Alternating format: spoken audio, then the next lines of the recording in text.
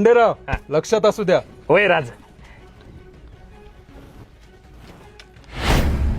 राज हे काय? अहो स्वराज्यासाठी आपण रक्तच आणलं आणि या लोकांना याची काय बी किंमत नाही. राज तुम्ही फक्त आदेश द्या, याची हितच खांडोळी करतो. होय राज. हे बघा राज, अहो हिरोजी इंदलकरांनी आपल्या स्वराज्यासाठी रायगड बांधला. तुमच्याकडे काय मागितलं? एक पायरी. का? तर तुमच्या पायाची धूळ त्यांच्या नावाला लागावी. आणि याची लोक, तसा काय गड यांच्या बापाचा आहे.